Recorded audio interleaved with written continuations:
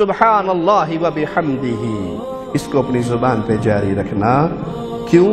یہ ہر ذی روح کی نماز ہے، یہ ہر ذی روح کی تسبیح ہے، اور اس کے ذریعے اللہ ہر ذی روح کو رزق دیتا ہے۔ پیارے حبیب جناب محمد رسول اللہ صلی اللہ علیہ وسلم فرماتے ہیں، جو شخص سبحان اللہ و بحمدہ دن میں 100 بار پڑھ لے، کتنی بار؟ 100 بار سبحان اللہ و بحمدہ 100 بار پڑھ لے، کیا نتیجہ نکلے گا؟ اس کے گناہ اگر سمندر کی جھاگ کے برابر بھی ہو تو اللہ تب بھی معاف کر دے گا۔ سمندر کی جھاگ کا اندازہ کیسے لگایا جا سکتا؟ اتنے گناہ ہو جیسے سمندر کی جھاگ ہوتی ہے، سمندری جھاگ کے برابر گناہ ہو، اور یہ صبح اٹھ کے یہ دن کے اندر 100 مرتبہ یہ بات لگا لے سبحان اللہ و بحمدہ، یہ توحید کے نعرے، یہ اللہ کی پاکیزگی کے نعرے، یہ رب کی حمد و ثنا کے نعرے بیان کر دے۔